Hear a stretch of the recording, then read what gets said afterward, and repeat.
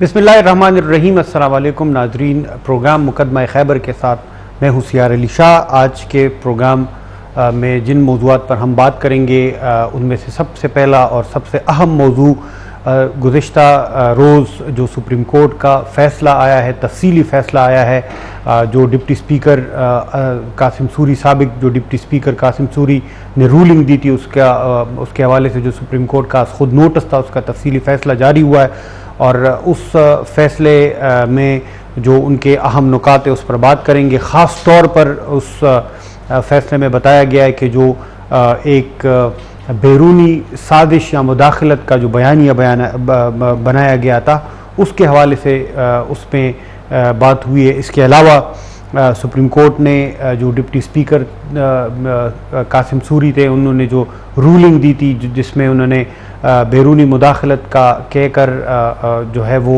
जो अदम एतमाद की तहरीक है उसको ख़त्म किया था, उसको गैर आइनी और गैर कानूनी करार दिया। इसके अलावा जो उसके बाद सब्सीक्वेंट जो डिसीजंस हुए थे, वज़ीर आज़म इमरान खान, साबिक़ वज़ीर आज़म इमरान खान, सदर आरिफ अलवी और कासिम सूरी, डिप्टी स्पीकर कासिम सूरी ने जो इक़दाम किए थे उनको सुप्रीम कोर्ट ने इस तफसीली फ़ैसले में गैर आइनी और खिलाफ आइन करार दिया है। इस पर आज बात करेंगे। प्रोग्राम में तजज़िये और तबसरे के लिए हमारे साथ हैं हसन खान साहब। सर, आपको खुशामदीद कहते हैं प्रोग्राम में। एक बयानिया बनाया गया और उसको बड़ा ग्रॉस रूट तक ले जाया गया और वो ये था कि खान साहब ने शुरू दिन से ये कहा कि ये हमारी हुकूमत को ख़त्म किया गया और अमेरिका के कहने पे ये ख़त्म किया गया। एक बैरूनी साजिश और मुदाखलत साजिश का उसको बता के वो खान साहब ने बयानिया बनाया और उसको हमने देखा, उसको बड़ी पजीराई मिली। आपने देखा कि जहाँ पे हम जितना ग्रास रूट पे हम गए लोगों को तकरीबन जो खान साहब का मैसेज था वो पहुँच गया था, उन्होंने उसको वहाँ तक पहुँचाया है। अब इस रूलिंग के बाद आपको लगता है कि उस बयानिए को तो ओवरऑल जो ऊपर लेवल पे हम देखते हैं डिसीजन जहाँ पे होती है, पॉलिसी मेकिंग होती है, वहाँ पे तो ये असरअंदाज होगा। क्या हसन साहब ये जो डिसीजन आया है ये ग्रॉस रूट तक भी लोग उसको उस तरह समझेंगे कि नहीं ये तो देखिए साजिश या मुदाखलत हुई ही नहीं है? देखिए सर, इससे पहले कि डिसीजन पे आ जाए, आपने ये बयानिए की बात की और ग्रास रूट तक इसको पहुंचाने की बात की। मेरे ख्याल में इमरान खान साहब जो है वो he is the best oratory में जिसे हम कहते हैं। और एक बात को बार बार करना, मतलब ये कि उसके अगर अभी तक उसने 10 तकारीर किए हैं तो 10 तकारीर एक ही बात वो कर रहे हैं। मतलब ये नहीं है कि वो कुछ नया डाल रहे हैं, कुछ स्टडी करके कुछ नया डाल के, खा वो नेशनल सिक्योरिटी कुछ कहे, खा वो मिलिट्री स्पोक्स पर्सन कुछ कहे, खा वो सुप्रीम कोर्ट कुछ कहे, लेकिन इमरान खान ने जो बात पकड़ी है वो वही बात है। जैसे सुप्रीम कोर्ट का आज का फैसला आया, बड़ा हिस्टोरिक डिसीजन था और ये जो जिस तरह आपने कहा कि 3 अप्रैल को जो वाक़यात हुए थे उसकी तनाजुर में जो सो मोटो लिया गया था, उसके बाद उसमें जो था कि सिंध हाई कोर्ट भी उसमें पार्टी बन गई, सिंध बार एसोसिएशन, इस तरह सुप्रीम कोर्ट बार एसोसिएशन, इस तरह पाकिस्तान मुस्लिम लीग नून वगैरह, ये उसमें बने थे। मतलब ये कि इस पिटीशन में उसने अपने आप को वो किया था। अभी ये फैसला जो आया, मेरे ख्याल में इसने इमरान खान की जो नैरेटिव है, अगर आप एजुकेटेड बात करें, उसको टोटली ब्रेक किया है। लेकिन अभी जो थोड़ी देर पहले हम आ रहे थे तो खान साहब डीजी खान वगैरह में मेरे ख्याल में कहीं पे वो स्पीच कर रहे थे जलसे को, उसने इसको टोटली इग्नोर करके इसको और मजीद प्रेशर बढ़ाना वो बढ़ा रहे थे जजेस पे कि जजेस ने ये वो जो साजिश वाली बात थी, खान साहब कह रहे कि साजिश वाली बात उनको डोनाल्ड लू का स्टेटमेंट के देखिए इमरान खान मान नहीं रहे।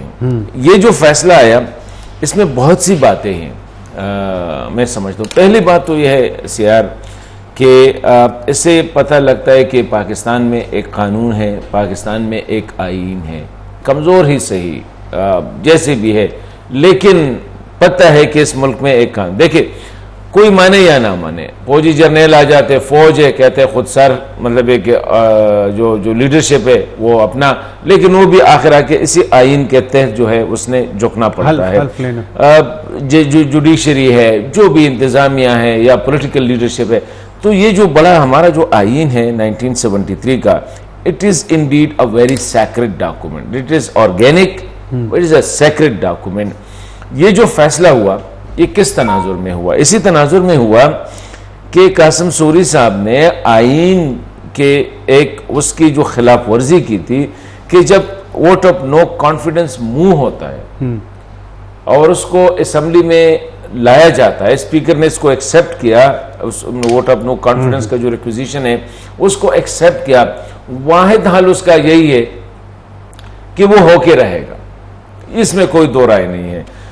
पहले असद कैसर साहब ने, आपको पता ने कोशिश की डिले करने की, 19 को बुलाना था, 19 को कहा गया, 18-19 को कहा गया कि ये इंटरनेशनल कॉन्फ्रेंस हो रही है, इस्लामिक समिट हो रही है, OIC का इजलास था, कहते हैं उसके बाद फिर कहा कि 27, फिर उसको डिले करते रहे और ये एक बहाने दूसरे, आखिर में लॉ मिनिस्टर साहब जो थे उस वक्त फवाद चौधरी साहब, उसने मशवरा दिया कि आर्टिकल 5 के तहत जो है ये जो कोएर्शन, मतलब है कि जबरदस्ती, और ये एक मुल्क के खिलाफ साजिश हो रही है, and for that reason speaker साहब आप इसको जो है नल एंड वाइट करें। स्पीकर ने रूलिंग दी और उठ खड़ा हुआ और सब्सिक्वेंटली असेंबली डिसॉल्व भी की प्रेसिडेंट उसने। अभी जो फैसला है इसमें क्लियर कट लिखा गया है कि आइन की खिलाफ वर्जी हुई है, आइन के साथ खिलवाड़ किया गया है, फ्रॉड हो गया है, कैसे और किसने किया है? The president of Pakistan Arif Alvi साहब, जो कि बड़े उसूल पसंद, और आपने कुछ दिनों पहले आपने देखा होगा कि मेरा उसूल मेरा जमीर, अभी सुप्रीम कोर्ट की लार्जर बेंच का, it's not a single bench या डबल बेंच नहीं है, लार्जर बेंच जो कि 5 सीनियर जजेस बैठे हुए होते हैं, उनने फैसला किया है कि the president of Pakistan has जो है violated the constitution of Pakistan. बिल्कुल, लॉ मिनिस्टर फवाद चौधरी, साबिक स्पीकर, डिप्टी स्पीकर और साबिक वजीर आजम, मतलब कि 5 इंपॉर्टेंट जो बंदे हैं कॉन्स्टिट्यूशनल पोजीशन होल्डर्स, उनके बारे में कहा गया कि ये क्या नहीं, 2 बातें हुई। एक वो जो उसने जो रूलिंग दी, रूलिंग को प्रोटेक्शन नहीं है क्योंकि ये रूलिंग उसने जाती उस पर दी है, इट्स नॉट ऑफ द, मतलब कि पार्लियामान की विल इसमें शामिल नहीं है, नंबर 1। नंबर 2, रूलिंग भी इलीगल है, जो रूलिंग दी गई है वो इलीगल है क्योंकि वो तो शॉर्ट ऑर्डर में कहा गया था कि आप प्रोसेस कंप्लीट करें अभी जो, और इन्हीं बिना पे जो है ये इलीगल है। साथ ही वो जो इंपॉर्टेंट चीज थी जिसपे PTI को बहुत ज्यादा दक्शा लगा है वो है कि वो साजिशी थियरी जो थी ना कि अमेरिका की फैसले में कहा गया कि कहीं भी जो PTI के वकालत थे वो ये साबित ना कर सके, कोई डॉक्यूमेंट पेश ना कर सके कि अपोजिशन ने अमेरिका के कहने पे वोट ऑफ नो कॉन्फिडेंस की तहरीक जो है वो मुंह की। हसन साहब, ये तो ओवरऑल फैसले पर आप बात कर रहे हैं, उस पर बिल्कुल, उसमें तो हमने पढ़ा है तकरीबन कल से वो खबरों में है। अब मसला ये है कि फैसला तो आया सुप्रीम कोर्ट का और हमने देखा है कि मेरिट पे भी था और सारा कुछ उसमें हर एक चीज़ को बाकायदा एड्रेस किया गया है कि ये बाकायदा वो प्राइमा फेशाई में जिसको वो देखते हैं, उन्होंने कहा कि ये इंटेंशंस इल इंटेंशंस थे, यूनिलेटरल डिसीजंस थे, एक्स्ट्रा कॉन्स्टिट्यूशनल डिसीजंस थे, वो तो हमने देखा है।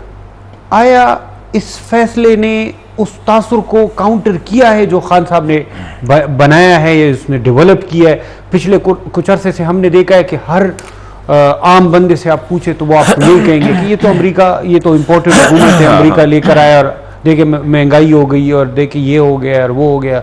खान साहब जो थे वो बहुत अच्छे इंसान थे और बहुत इस्लाम दोस्त भी थे और इस्लाम पसंद भी थे और इस वजह से उनको हटाया गया। देखें, मेरे ख्याल में सर मैंने शुरू में कहा कि बहुत मुश्किल है, जो खान के फॉलोअर्स हैं उनके जहनों में ये बात जो है बिल्कुल वो जो कहते हैं ना इनकलकेट किया गया है और इतनी बार कहा गया है इमरान खान ने इतनी कन्विक्शन के साथ, जब से वो वज़ारत उज़्मा से वो हटाए गए हैं, मतलब कि he lost the vote of confidence, तो उस वक्त से वो मुसलसल उसका बयानिया यही है कि ये अमेरिका अमेरिका अमेरिका डोनाल्ड वगैरह, अमेरिका ने भी डिनाई किया, नेशनल सिक्योरिटी काउंसिल में भी ये बात चली, कमेटी में भी बात चली गई, वहां भी कहा गया कि there is no evidence of any conspiracy, वो नहीं है। सुप्रीम कोर्ट की तरफ से भी आ गया। आपको पता है कि फौज के जो स्पोक्स पर्सन है जनरल बाबर, जो ISPR के हेड है, उसने भी कहा कि नेशनल सिक्योरिटी काउंसिल में ये बात नहीं हुई है, लेकिन खान ने किसी की वो नहीं सुन रहा है, उसकी अपनी एक रट लगाई हुई है। जिस तरह मैंने कहा ना कि कल फैसला आया, आज वो DG खान में जो स्पीच कर रहे थे वहां पे वही उसका नैरेटिव, मतलब कि वो देखे, मैं ये नहीं कह रहा हूं कि खान साहब झूठ बोल रहे हैं, लेकिन मैं आपको एक मिसाल दे रहा हूं। प्रोपेगेंडा का उसूल जो ये है, या जो एक बात कि आप उसको इतनी दफा कहें, इतनी दफा बार बार लोग जो कुछ कहे, damn care for the people, बार बार उसको जो कहे ताकि लोगों को यकीन हो जाए कि ये सच है। मतलब है कि झूठ आप इतनी बार कहें। तो अभी खान साहब ने ये, जब से ये बाई इलेक्शन जो पंजाब में है, लाहौर का जलसा, जंग का जलसा, लिया का जलसा, लोधरा का जलसा, मतलब है कि वो जहां भी गए हैं, पिंडी में जहां भी वो गए हैं, वहां पे उसने बार बार ये बात की है, हर जगह पे ये बात की है उसके लोगों ने कि ये अमेरिका की साजिश मेरे खिलाफ हुई है, मुझे हटाया गया है, न्यूट्रल जो है, जो मिलिट्री लीडरशिप की तरफ वो इशारा कर रहे हैं, वो भी मेरे साथ नहीं थे, यहाँ तक वो था। अभी उसने जो अपने जो बयानिया है उसको इतना वो आगे लेके गया कि उसने कुफर और इस्लाम की जंग बना दी, जहाज जो है उसको बनाया, और ये यहाँ तक कहा जा रहा है कि उस दूसरे जहां में आपसे पूछा जाएगा कि आपने क्यों कबर में पूछा जाएगा, क्यों अपने आप को हक समझता है, अपने आप को ठीक समझता है, अपने आप को जो है ना राह उस पर समझता है, बाकी जो है वो झूठ है, लुटेरे हैं, डाकू है। तो मैं नहीं समझता हूँ कि PTI का जो हार्डकोर वर्कर है। अच्छा हसन साहब, इसका मुश्किल है कि उस पे एक और पर्सपेक्टिव है इसका। एक तो मेरा तो ये था कि जो बयानिया ग्रास रूट तक गया, जिन लोगों ने वोट डालना है, एक नेशनल लीडर्स होते हैं, मुख्तलिफ इदारे होते हैं, इंस्टीट्यूशन है, उसमें जुडिशरी भी है, उसमें फौज भी है, उसमें दीगर पॉलिटिकल फोर्सेस भी हैं, उसमें इवन वो लोग हैं जो इस वक्त खान साहब के हिमायती हैं। क्या उनको ये इस फैसले से कोई तासुर मिला है कि खान साहब अगर ये इस रास्ते पर जाएंगे तो उनके लिए खतरात हैं, या इसका ओवरऑल उस हल्के में जो मैंने बताया कि एक तो ग्रास रूट है कि ऊपर जो पॉलिसी मेकिंग है और पावर कॉरिडोर्स हैं, उनमें इस फैसले का इम्पैक्ट आप ओवरऑल इसको अगर देखें तो इसका इम्पैक्ट क्या होगा? क्या वो जो लोग समझ रहे हैं कि कुछ दिनों से ये बात चल रही है कि काफ लीग जो है उनकी लीडरशिप जो है खान साहब और इस्टेब्लिशमेंट के दरमियान कुछ मुज़ाकरात करा रहे हैं और इस तरह करके वो जुडिशरी के साथ भी कुछ उनके बैकडोर मामलात चल रहे हैं, तो क्या वो उस पर ये इसका इम्पैक्ट होगा इस पावर कॉरिडोर में? इसमें आपका इनका क्या इम्पैक्ट है? सियान, जो PTI में जो वो तबका जो पॉलिटिकल है और वो समझते हैं कि यार ये जो खान साहब जिस रास्ते पे चल निकले हैं ये गलत है, उसमें परवेज़ खटक साहब जैसे, जिसमें आपने चौधरी की बात की, इवन शेख रशीद की आज प्रेस कॉन्फ्रेंस हो रही थी, कहते हैं कितनी दफ़ा, लेकिन खान साहब नहीं मान रहे वो अपने रास्ते पे चल निकले तो मैं भी उनके साथ में। देखिए लोग उनको समझाने की कोशिश कर रहे हैं, लेकिन उनके जहन में एक बात आई है कि मैं वापस मुझे वज़ीर आज़म बनाऊं तो बस सारा ठीक हो जाएगा, फौज मुझे सपोर्ट करे तो फिर ठीक है, अगर मुझे सपोर्ट ना करे तो फिर नेशनल इंटरेस्ट के खिलाफ है। मतलब उसने अपने आप को, जिस तरह मैंने कहा ना, बड़ा हाई पेडेस्टल पे रखा है कि जैसे वो जब अपना मिसाल देता है तो हुजूर सल्लल्लाहु अलैहि वसल्लम, सहाबा उससे कम मिसाल वो नहीं देता है। इन्होंने कभी नहीं कहा कि नेल्सन मंडेला ने ये कहा, वो जब कहते हैं हुजूर सल्लल्लाहु अलैहि वसल्लम, या उसने कोई और सियासी लीडर के साथ कंपैरिजन नहीं करता, अपनी कंपैरिजन वो करते हैं मोहम्मद सल्लल्लाहु अलैहि वसल्लम कि उसने भी 40 साल जिद्दोजहद की, उसके साथ भी लोग मिले और फिर चलते, उनके साथ भी मुनाफिकीन ने ये किया। तो मतलब ये वो डेफिनेटली PTI में लोग हैं, लेकिन खान की इतनी डोमिनेंट पर्सनैलिटी है कि PTI माइनस खान इज 0। आप PTI से इमरान खान को माइनस करें फिर क्या है? इसीलिए सब लोग जो है खान की तरफ देख रहे हैं, खान की मूड की तरफ देख रहे हैं। ज्यादा से ज्यादा वो कैसे परवेज खटक साहब साइड पे हो गए, थोड़ा सी खामोशी इख्तियार की, क्योंकि इसी तरह और भी दीगर लीडरशिप वो साइड पे हो गए। अभी आपको देखिए शहबाज गिल, फर्रुख हबीब और जो है फवाद चौधरी टाइप के, ये इस टाइप के लोग आपके लिए आपकी कैंपेनिंग कर रहे हैं। आपकी जगह ठीक है, शाम मुंह तो उधर बिजी है परवेज खटक, इसी तरह कराची में उनकी जो सीनियर नजीब हारून वगैरह बड़े सीनियर लोग थे, पंजाब में। खान साहब समझते हैं कि मैं जो बयानिया मैंने बनाया है उसको सबसे बेहतरीन मैं एग्जीक्यूट कर सकता हूँ, मुझे उसमें परवेज़ खट्टक और दीगर लोगों की ज़रूरत नहीं है। अब इसमें असल एक जो तासुर था, हसन साहब अभी इससे पहले भी हमारी जब बात हो रही थी तो चीफ जस्टिस के हवाले से थे, मौजूद चीफ जस्टिस साहिबान हैं, सुप्रीम कोर्ट के जजेस के हवाले से, ताकि एक उनमें एक ख़ास तबका है जो कि इमरान खान को सपोर्ट करता है, उनको रिलीफ देता है। और बार बार हमने ये जो है ना अपोजिशन की तरफ से या जो उनके मुखालिफ राइवल पार्टीज़ हैं उनकी तरफ से ये ऑब्जेक्शन हमने देखा है। क्या इससे वो इम्प्रेशन डिस्पेल हुआ, ख़त्म हुआ ये तासुर? देखिए, ये जो केस था ना ओपन एंड शट केस था, मेरे ख्याल में ये तो मैं इतना इसमें जो रॉकेट साइंस नहीं थी कि ये क्या हुआ है। वो तो सिंपल ये है कि आईन के आर्टिकल्स 5 भी क्लियर है, 6 भी क्लियर है, वो 6-9 भी क्लियर है, देखिए सारे क्लियर थे। साजिशी थियरी थी। देखिए, supreme court is not an investigating body.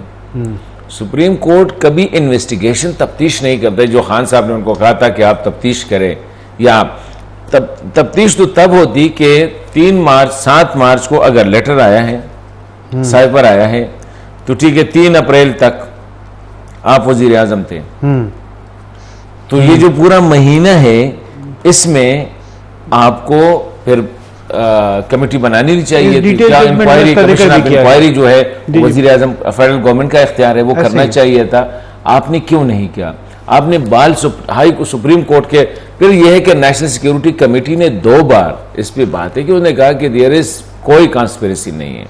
तो इसलिए मैं समझता हूं कि ये जो बुनियादी है उसका जजेस के बारे में डेफिनेटली होंगे। ये नहीं जिस तरह देखिए कुछ जजेस को बाहर रखा गया है, मतलब ये वो उनको बिल्कुल पॉलिटिकल केस, इस तरह जस्टिस फाइजी साहब है, बिल्कुल उसके पास कोई वो केस नहीं जा रहा। इस तरह और जजेस हैं जिनको काफी टाइम, हालांकि सीनियर मोस्ट जज इस वक्त अता बंदयाल के बाद ही सीनियर मोस्ट, बिल्कुल उसको साइड तो है, एक इंप्रेशन भी है अता बंदयाल। लेकिन मेरे ख्याल में फिर भी जुडिशरी की ये कोशिश होती है कि इतना मतलब है कि वो नजर ना आए, कोशिश होती है लेकिन वो नजर ना आए। हालांकि अभी फवाद चौधरी ने जुडिशरी पे जो तनकीद की, इसी तरह खुद इमरान खान साहब ने आज डीजी खान में जो जुडिशरी पे जो तनकीद की, मेरे ख्याल में दैट इज अनप्रेसिडेंटेड। हसन साहब, उसमें बाकायदा कहा गया है कि इस फैसले में, डिटेल जजमेंट में, कि सदर साहब ने भी खिलाफ आईन इक़दाम उठाए किए हैं। खान साहब उस वक्त के वज़ीर आज़म थे, उन्होंने भी खिलाफ आईन इक़दाम किए, और इशारा दिया गया है कि अगर इनके खिलाफ आर्टिकल 6 यानी गद्दारी, आईन के खिलाफ जो काम होगा वो गद्दारी के ज़ुमरे में आता है, इनके खिलाफ पार्लियामेंट अगर डिसाइड करे, पार्लियामेंट अगर फैसला करे तो इनके खिलाफ कार्रवाई हो सकती है। अभी थोड़ी देर पहले सेनेट में मुस्लिम लीग नून की तरफ से सदर आरिफ अलवी के खिलाफ मुआखज़े की जो करारदाद है वो वहाँ पे जो है जमा हुई है। तो अभी आपको लगता है कि एक अपोजिशन के पास, या जो इस वक्त कोलिशन हुकूमत है, उनके पास एक बाकायदा एक लीगल डॉक्यूमेंट आ गया कि उसको वो फर्दर आगे लेकर जाए? और आपने अभी थोड़ी देर पहले इंटीरियर मिनिस्टर की प्रेस कॉन्फ्रेंस भी सुनी, उनमें उन्होंने कहा कि मुझे काबीना इजाजत दे, मैं तो अभी खान साहब को गिरफ्तार कर देते हैं। देखिए, आपको लगता है कि अभी ये फर्दर इनको, मेरे ख्याल में मैं जो माई गट फीलिंग जैसे कि आई डोंट सी कि किसी के खिलाफ आर्टिकल 6 के तहत कार्रवाई होगी। अगरचे जस्टिस मजर मियां खेल साहब का जो है नोट्स है उसमें, और जस्टिस मंदो खेल ने जो किया उसमें क्लियर कट कुछ ऐसा है कि देखे आइंदा के लिए इस किस्म के आइन के साथ खिलवाड़ खेलने वालों का रास्ता रोक लेना चाहिए, इसमें बिल्कुल डेफिनेटली लिखा है। लेकिन देखिए सदर का मुआखजा, सदर एक ऐसी पोजीशन है पाकिस्तान में, सदर और गवर्नर, जिनके खिलाफ आप कोई काम नहीं, कोई वो नहीं कर सकते जब तक as long as they are on the presidential seat, post पे है, उस वक्त तक मर्डर तक की जो है कार्रवाई आप नहीं कर सकते। जब मुआखजा तो हो सकता है ना, मुआखजा उसके लिए आपको 2/3 चाहिए ना पार्लियामेंट की, तो उनके पास है 2/3, वो नहीं है ना इस वक्त उनको। और ये भी नहीं है कि अवेलेबल नंबर नहीं, पूरे तादाद की, मतलब एक के 340 नेशनल असेंबली के हैं, 228 चाहिए होते हैं, 100 मिला दे ये तो 440 450, इसमें आपको 226 या 228 इस तरह कुछ नंबर है जो आप 66% जो है उसको आपको पार्लियामेंट के, तो ये मैं नहीं देख रहा हूँ कि ये ठीक है, ये कोशिश करेंगे। और लेकिन प्रेसिडेंट मुझे जो इंटीरियर मिनिस्टर है राना सनाउल्लाह साहब की, उसकी जो बात है ना कि मॉरल ग्राउंड पे जब यू आर, देखिए प्रेसिडेंट का जो पोस्ट है इसके साथ कोई अथॉरिटी नहीं है, यू नो इट, ये सेरेमोनियल है, it's just like a king, मतलब एक सेरेमोनियल किंग है, ही रिप्रेजेंट द स्टेट। उसके बारे में अगर मुल्क के आला अदलिया ने ये कहा डिसीजन में कि उन्होंने आईन के साथ खिलवाड़ किया है, आईन को तोड़ा है, आईन की खिलाफ वर्जी की है, तो मेरे ख्याल में फिर हाई मॉरल ग्राउंड लेना चाहिए प्रेसिडेंट, यार यू रिप्रेजेंट द नेशन। तो लेकिन आई डोंट थिंक सो कि बहुत सारे एमएनएज ने जो है वो उनके तकरीबन 150 तक एमएनएज ने इस्तीफा दिया है, स्पीकर ने इस्तीफा दिया है, डिप्टी स्पीकर ने इस्तीफा दिया है, तो खान वो सदर साहब को भी तकरीबन वही सॉलिडेरिटी इमरान खान इस्तीफा कैसे दिए हैं, इस्तीफा किसी ने नहीं दिया है।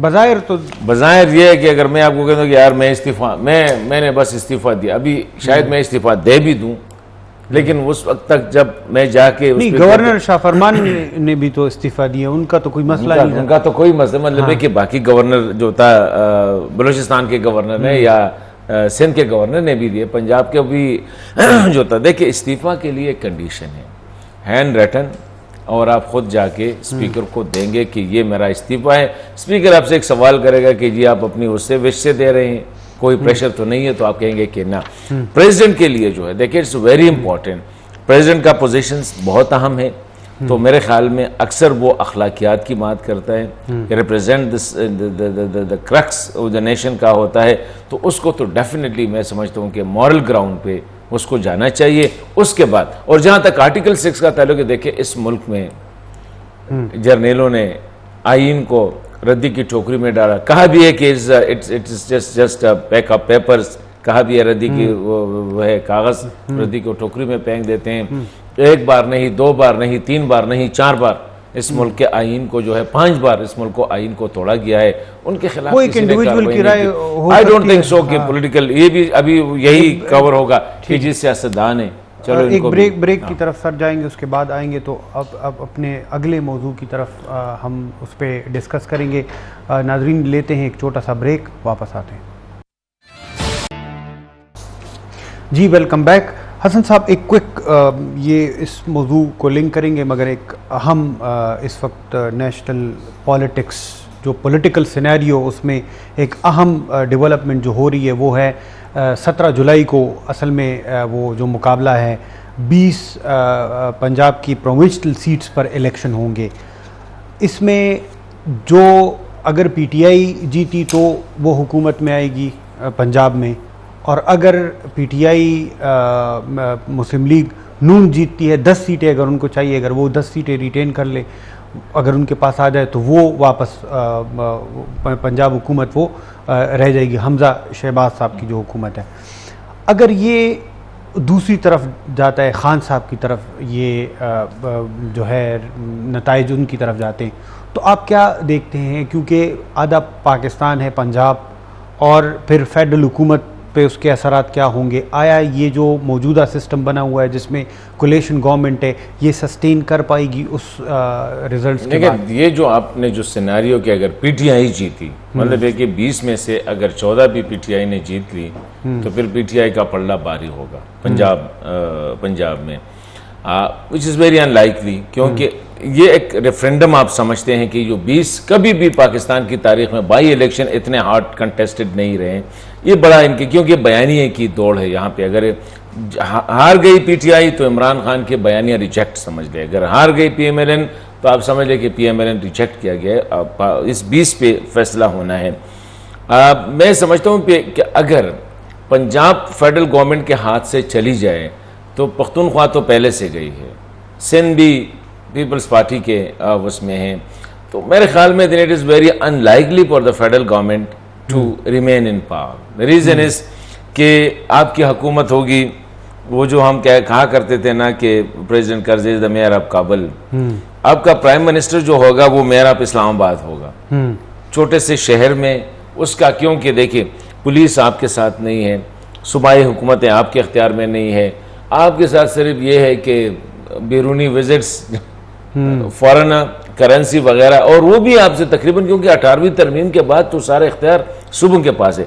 फिर आप प्राइम मिनिस्टर जो है पेशावर नहीं जा सकेगा, जाएगा तो उसको कोई वो नहीं होगा। पंजाब में उसकी यही हालत होगी, सिंध में ठीक है, बलूचिस्तान में चलो गुजारा हो जाएगा। तो मैं समझता हूं कि उसके बाद फिर तो इलेक्शन में ही जाना है। अगर पीटीआई ये सीटें जीत गई, दैट्स द रीज़न कि इस वक्त इमरान खान ने सबसे ज़्यादा जो फोकस किया है वो इन 20 सीटों पे किया है।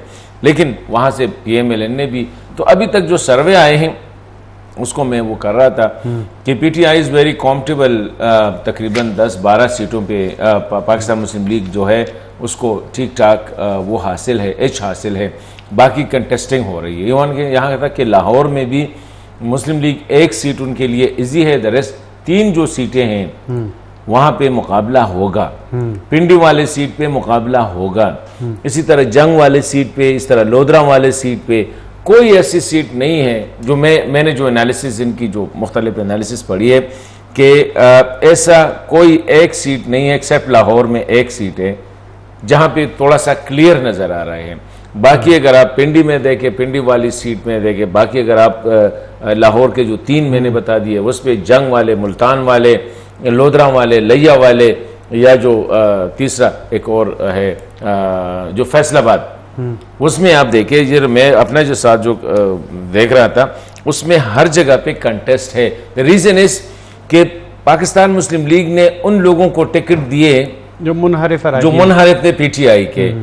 इन लोगों ने, ये लोग ज्यादातर आजाद इलेक्ट हुए थे, 10 इसमें तक, या अगर पीटीआई से भी थे, इनका जो मुकाबला था वो मुस्लिम लीग नून वालों के साथ था। मतलब एक इमीडिएट जो रहा है वो जो हारा हुआ है वो मुस्लिम लीग का है। अभी वो कहते हैं कि दिस इज आवर राइट, ये तो पैराशूटर हो गए ना, ऊपर से लीडरशिप की तरफ से इम्पोज किए गए।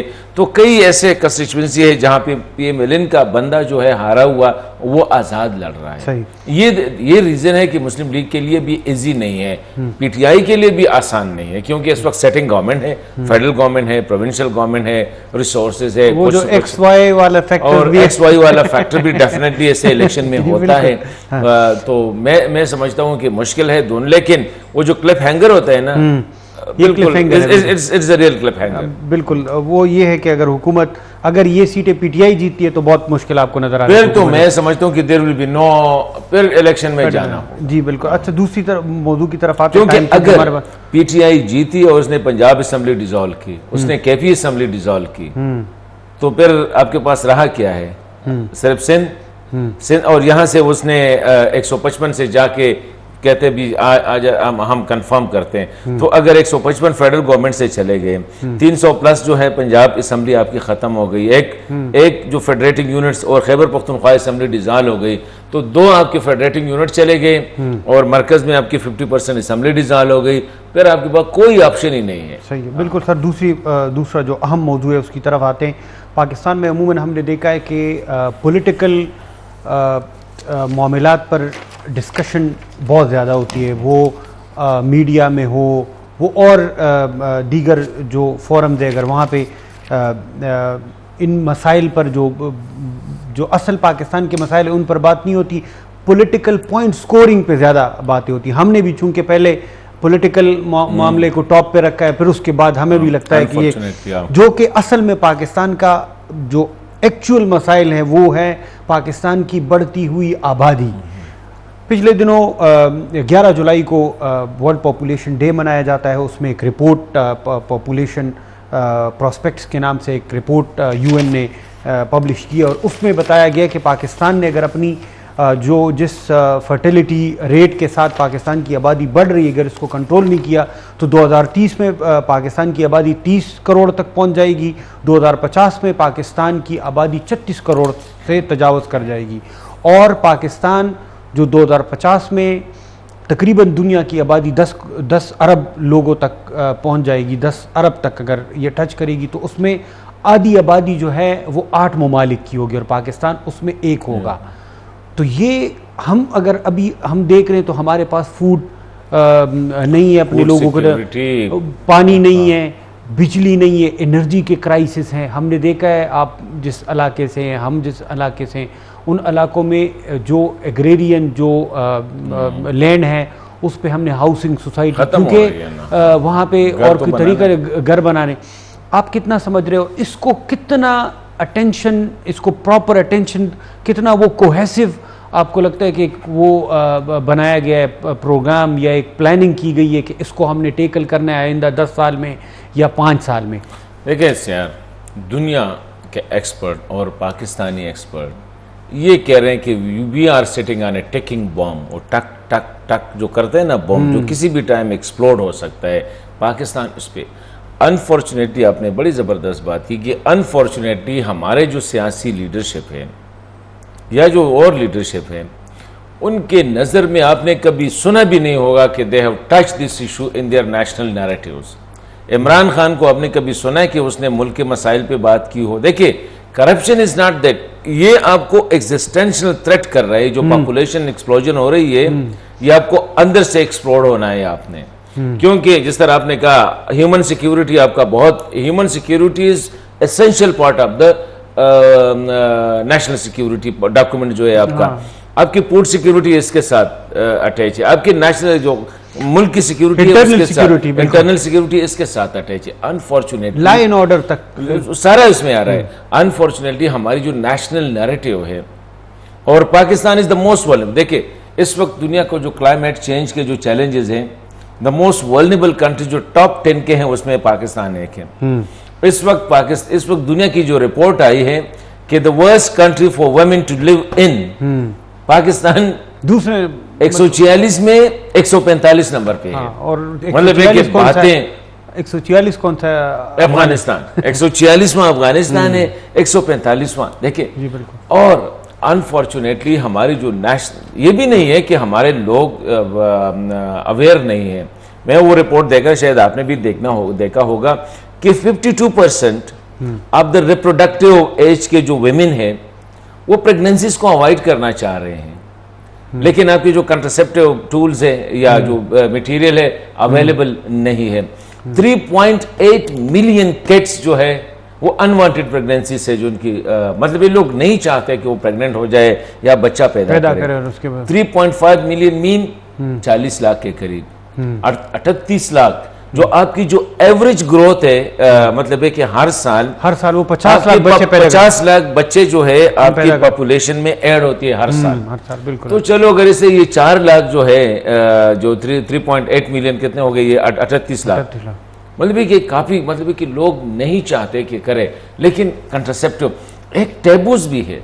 देखिए, आप किसी भी दुकान में चले जाए, वजह ये टैबू क्यों है? आपके जो नेशनल लीडर्स हैं, नहीं हसन साहब, इसमें एक जो नेशनल सिक्योरिटी पॉलिसी बनाई गई थी उसमें पॉपुलेशन कंट्रोल को उसका इंटीग्रल पार्ट बनाया गया, तो उस पर बड़ा जोर दिया गया था कि हमने इस पर वर्क करना है, इसके लिए प्लानिंग करनी है, क्योंकि हमने अगर अपनी पॉपुलेशन कंट्रोल नहीं की तो पाकिस्तान के लिए सबसे बड़ा खतरा अपनी पॉपुलेशन, इंटरनल एक्सप्लोजन है। मगर वहाँ पे, यहाँ पे चूंकि कंजर्वेटिव सोसाइटी है, कबाइल सोसाइटी है, हमारे यहाँ आप अगर कहें कि बच्चे कम पैदा करें तो उसको एक गैर इस्लामी तस्वर किया जाता है, हमारे मुआशरती अक़दार के खिलाफ उसको समझा जाता है कि नहीं, मेरे ख्याल में दिस इज एन एस्केपिस्ट। देखिए, मैं आपको एक इंटरेस्टिंग बात बता देता हूँ। हमारे यहाँ कहते हैं ना कि आप सेक्स एजुकेशन बच्चों को ना दें स्कूलों में। आपको पता है सबसे ज्यादा सेक्स एजुकेशन कहाँ पे दी जाती है? पाकिस्तान में, मदरसों में। द मोस्ट, मतलब है कि इतना एक्सप्लिसिट, आप किसी भी, हमारे वो आ जाते हैं अक्सर इसरार मदनी साहब, आपको पता है, वो उसके साथ गपशप होती है। जितना सेक्स एजुकेशन, मतलब है कि सेक्स के हवाले से अवेयर, इसका मतलब ये कि आपका दीन भी आपको इनकरेज करता है कि लर्न, क्योंकि यार this is a sacred duty to produce the kids. ये आपकी मुकद्दस ड्यूटी है, क्योंकि अल्लाह ताला जो क्रिएशन करता है यू प्रोक्रिएट, आप प्रोक्रिएट करते हैं। वो किसके जरिए करते हैं? प्रोक्रिएशन सेक्रेड ड्यूटी है, बिल्कुल ऐसे। Sacred duty. तो ये कैसे हो सकता है कि आप, तो ये जो मैंने जो आपको बता दिया कि 52% of the women reproductive age के ये सर्वे हैं, वो चाहते हैं कि प्रेगनेंसी ना हो।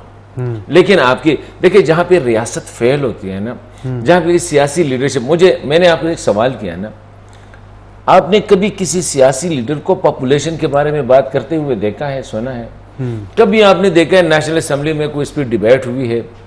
नेशनल असेंबली वाज हसन साहब, एक वक्त था, आपको भी ज्यादा बेहतर याद होगा कि कुछ अरसा पहले, तकरीबन 20 साल 25 साल पहले, इस हवाले से तशहीर बहुत ज्यादा की जाती थी कि आप आबादी कंट्रोल करें, मगर उसके बाद हम नहीं, प्रॉब्लम ये नहीं है यार। मेरा तो एक और पॉइंट ऑफ व्यू है, लोग अवेयर है।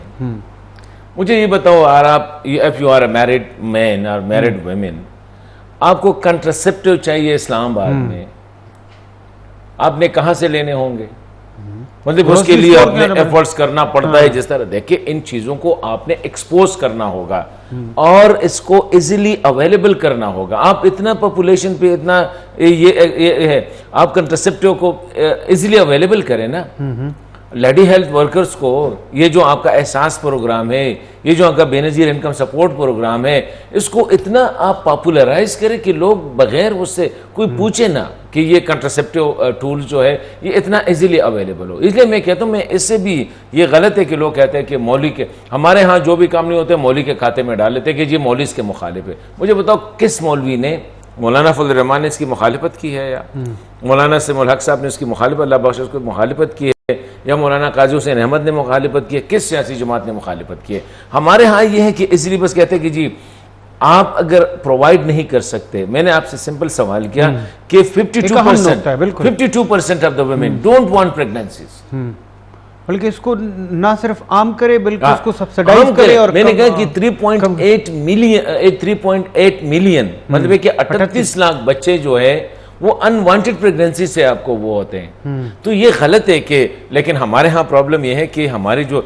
सियासी क़यादत, देखिए करप्शन, पीटीआई ने एक नारा लिया है, इट इज सेलिंग। हालांकि corruption is not that dangerous जितना आपके 3 बड़े इस वक्त जो मसाइल सामने आ रहे हैं। नंबर 1 टॉप पे पाकिस्तान का जो प्रॉब्लम है वो ना करप्शन है, ना इकोनॉमिक मेल्टडाउन है, वो है पॉपुलेशन। जिस तरह मैंने कहा कि पाकिस्तान के बारे में कहा जा रहा है कि we are sitting on a ticking bomb, उस पर हम बैठे हुए हैं। मुझे बताओ किस सियासी जमात के, चलो ठीक है मौलाना फजल रहमान आप कहते हैं कंजर्वेटिव है, काजी जमात इस्लामी कंजर्वेटिव है, मौली, मुझे बताओ ANP का है, आपने कभी सुना है कि population control is their agenda? Pakistan Muslim League का आपने कभी सुना है कि population control is their agenda? Pakistan Peoples Party the most progressive Jamaat है, उसका आपने सुना है कि पॉपुलेशन कंट्रोल को हम पॉपुलराइज करेंगे? बातों की हद तक ठीक है, जो मंशूर बनाते हैं, हर जमात हर इलेक्शन से पहले एक मंशूर बनाती है कि हमने हुकूमत में आके ये काम करने, उसमें या उसमें अगर आपके 40-50 पॉइंट से 45-48 पे ये है कि आबादी को कंट्रोल करना भी हमारे हाँ, ये जो तरह ये भी हम करेंगे, ये भी मैं ये नहीं कहता जिस तरह पीटीआई ने करप्शन को लिया टॉप प्रायोरिटी। मैं तो समझता हूँ कि देखिए आपके हमारे यहाँ प्रॉब्लम, हमारी जो मोर्टेलिटी रेट है ना वो भी इस दुनिया में हाई है। आपकी जो बर्थ रेट है वो 2.4 है, 2.4 है। हाँ, बिल्कुल आपकी जो, क्योंकि देखिए डेफिनेटली हमारी जो इसको क्या कहते हैं टोटल डेथ रेट जो या total mortality rate, sorry total mortality rate जो है हाँ ये या जो आपकी जो ग्रोथ मतलब है कि पैदा होने वाले बच्चे मरने वालों से ज्यादा फर्टिलिटी रेट माइनस करके फिर आपका 2.4 आ रहा है। बिल्कुल हाँ। मतलब है कि 1.8 पॉपुलेशन को रिप्लेस करना 1.9 है, 1.8 है, या ये आपकी डेथ रेट है। हाँ। तो उसको टोटल से माइनस करके आपकी जो बर्थ रेट है ना वो 2.4 है। मतलब ये है कि जालिम इस वक्त आप जो बाय एवरेज 3+ में जा रहे हैं, दुनिया के किसी मुल्क में भी ये नहीं है। और प्रेशर क्या बढ़ रहा है, देखिए इस वक्त आपकी तकरीबन 75 मिलियन के करीब जो है हाँ अराउंड 65-70 आपकी लेबर फोर्स है। उसके लिए आपकी टोटल जो क्या कहते हैं जीडीपी ग्रोथ है कहते हैं पाकिस्तान को अगर अपने पॉपुलेशन को ये लेबर मतलब कि वर्क देना है, एम्प्लॉयमेंट देनी है, तो आपकी इकानमी 6 से 7% जीडीपी ग्रोथ जो जीडीपी ग्रोथ जो होना चाहिए टाइम के लिए करेंगे, मुसलसल। ये नहीं है कि आज किया फिर 3 पे आ गए। इस वक्त आपकी ग्रोथ क्या है? 3.4 है। हम बड़ा चढ़ा कर कहते हैं जी 4% है, चलो 5 कर दे, फिर भी आपका वो नहीं है। 3 साल तो आपका मुसलसल जो है ना, 2 साल तो नेगेटिव में रहा। मतलब कि हमें इन चीज़ों, दूसरी बात हमारी फूड सिक्योरिटी, खैबर पख्तूनख्वा को मैं आपको एक मिसाल देता हूँ। खैबर पख्तूनख्वा की जो एनुअल आपकी जो गंदम की कंजम्पशन है वो 5 मिलियन है। आप प्रोड्यूस करते हैं 1.5 मिलियन, बाकी 3.5 आपने कहाँ से लाने हैं? बाहर से लेके आएंगे। पंजाब जमीन आप पे तंग हो रही है, मतलब कि आपके शहर एक्सपेंड हो रहे। एक जमाना था कि आप पेशावर से निकल के फिर नौशहरा आ जाता, मर्दान कहीं जाके वगैरह। अभी सारे आपको पता नहीं लगता है कि पेशावर कहाँ पे खत्म होते हैं, चारसदा कहाँ पे शुरू होते हैं, पेशावर कहाँ पे खत्म होते हैं। इसी तरह आप अपने गाँव में देखें, ऐसे ही बिल्कुल। हमारे यहाँ जो है ना पूरा एक मतलब है कि बैरन लैंड आ जाते थे, अभी कहीं पे वो नहीं है। इसी तरह इलेक्ट्रिसिटी, इसी तरह आपकी मेडिकल फैसिलिटी, इस तरह आपकी एजुकेशन। इस वक्त आपके मेरे ख्याल में कितने करोड़ बच्चे जो है ना, मिलियन बच्चे जो है वो आउट ऑफ स्कूल है, क्यों? You don't have the facilities to provide them education. ठीक है, तो मैं समझता हूँ कि एक अपील भी करेंगे कि खुदारा इस पॉपुलेशन, ये जो आप जो टेकिंग बॉम्ब पे जो आप बैठे हुए हैं, हमारी सियासी क़यादत को इसको सीरियस लेना चाहिए। इसको मजहबी लीडरशिप को मेरे ख्याल में उसको मोरद इल्ज़ाम नहीं ठहराना चाहिए। ये भी गलत है कि ये माशरा कंजर्वेटिव है। अयूब खान ने 1963 में 1963 में आपका पहला पॉपुलेशन कंट्रोल प्रोग्राम लॉन्च हुआ था। उस वक्त दैट वाज द बेस्ट। इसके बाद आके जो है ना मतलब 1963 में आप एक प्रोग्राम लॉन्च कर सकते हैं और फिर आके 70 साल बाद आप कहे कि जी लोगों को 2022 देखिए this is your fault, not the fault of the people. सही। एक टाइम भी कम है। एक तीसरा जो हमारा मौजू है और है भी हसन साहब बहुत अहम, वो ये है कि हमने पिछले दिनों कुछ अरसे से देख रहे हैं कि खैबर पख्तूनख्वा में अमन व अमान की सूरत हाल बिगड़ती जा रही है और उसमें सिक्योरिटी फोर्सेस को टारगेट बनाया जा रहा है। मुख्तलिफ वाक़यात हुए हैं पिछले 1-1.5 माह में मुसलसल। उसमें ऐसे लग नहीं रहा है कि उसमें कमी आ रही है। हम तवक्को ये कर रहे थे कि जो कलअदम TTP के साथ मुज़ाकरात हो रहे हैं उनसे उन्होंने सीज़फायर किया है, तो इससे ये मामलात जो वाक़यात है ये कम हो जाएंगे, मगर वो तम होने का नाम ही नहीं ले रहे। क्या ये जो कलअदम तंजीमों के साथ मुज़ाकरात हो रहे हैं या उनसे ये जो बातचीत हो रही है, इससे अगर ये कामयाब होते तो इससे वाकई में अमन बहाल होगा? देखिए, एक तो मैं आपको अभी भी कल भी वाक़या हुआ था, आपको पता है दत्ता खेल में, जहाँ पे टेररिस्ट के ख़िलाफ़ ऑपरेशन में एक हवलदार शहीद हुआ है और 6 टेररिस्ट जो है उसको मारा। इससे पहले जो है खुदकुश बमबार जो कानवाय पे अटैक हुआ था, उससे पहले जो है वो 2 बच्चों को जो है ना, मतलब एक टारगेट किलिंग तो डेली रूटीन है।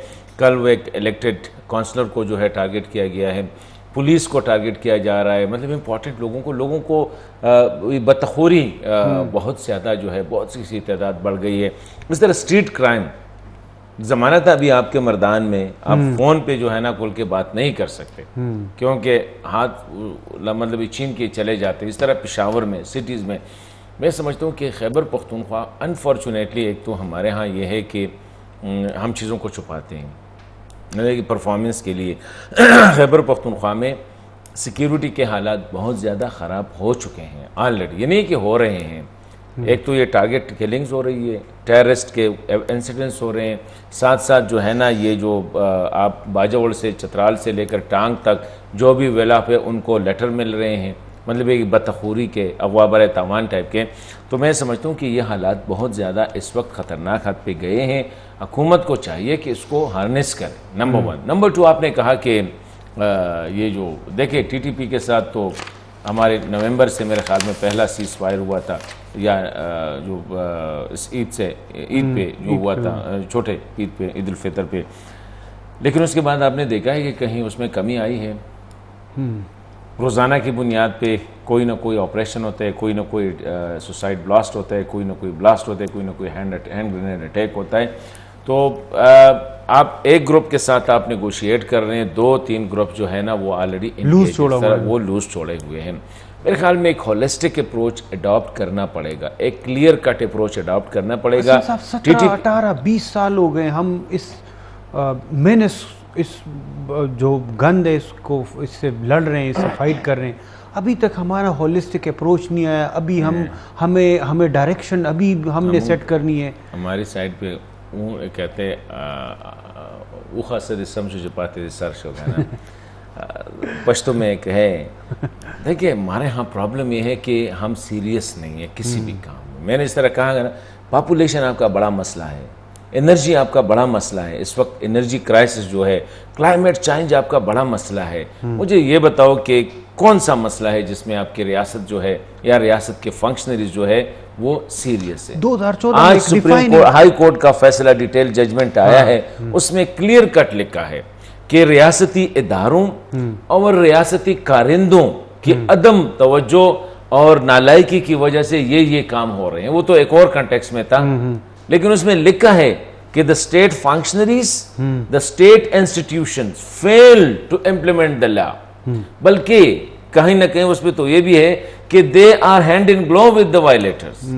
तो यहाँ पे भी ये है कि आपकी पॉलिसी क्या है, मस्जिद के हवाले से आपने वादा क्या किया था, आपने क्या उस वादे पे अमल किया, आपने कितनी एक नेशनल आपके नेशनल एक्शन प्लान आया था इफ यू रिमेंबर 2014 में। तो वो एक डिफाइन, वही मैं क्वेश्चन कर रहा आपसे था कि डिफाइनिंग मूवमेंट तो हमने उसको डिक्लेयर किया कि हमारे सिक्योरिटी के हवाले से, टेररिज्म के हवाले से, एक्सट्रीमिज्म के हवाले से हमारी एक डिफाइनिंग मूवमेंट था, नैब बनाया गया। देखिए जिसको अगर आपको ये मुल्क अजीज है, किसी को ये मुल्क अजीज नहीं है। ये एवी हम कहते हैं ना, ये हमारा प्यारा वतन और ये प्लाना वतन। ये अगर फौजी जर्नल कह रहे हैं वो भी गप लगा रहे हैं, जज कह रहे हैं वो भी गप लगा रहे हैं, मैं और आप कहते हैं। देखिए नेशनल एक्शन प्लान में एक प्रोविजन था कि national counter terrorism authority will be strengthen, एक डिपार्टमेंट होगा जो कोऑर्डिनेट करेगा आपके 26 जो इंटेलिजेंस एजेंसीज है और इसी तरह दर्जनों जो है सिक्योरिटी इदारे हैं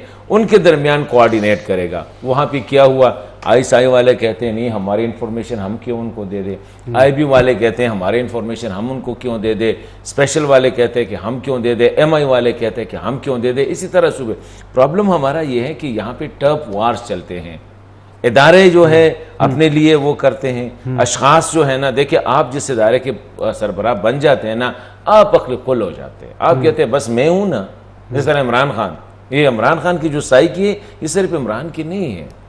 तो नेक्टा को क्या हुआ, उसमें अपने हेड स्पीच को ख़त्म करना था।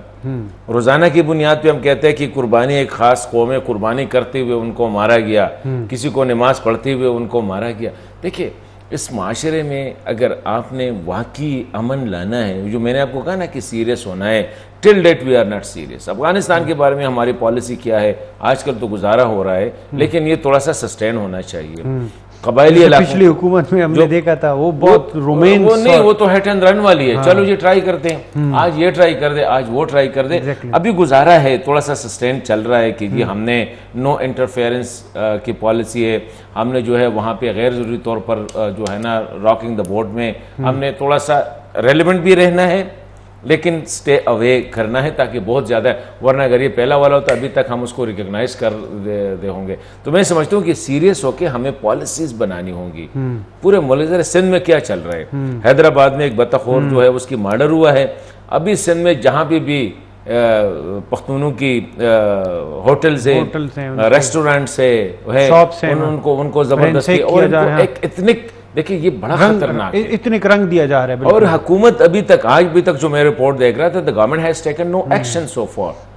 तो गवर्नमेंट कब एक्शन में आएगी, जब 10-15 लाशें गिर जाएगी। सो ये जो लेथार्जिक एटीट्यूड है ना, ये हर एक चीज के बारे में, दिस इज वेरी किलिंग। मैंने कहा कि आप टिकिंग बॉम्ब पे बैठे हुए हैं, उसके बारे में आपके अप्रोच जो है ना हो जाएगा यार, अल्लाह मालिक है, इसकी हुकूमत बनाए उसकी हुकूमत बनाए। तब तक ये बहुत शुक्रिया सर।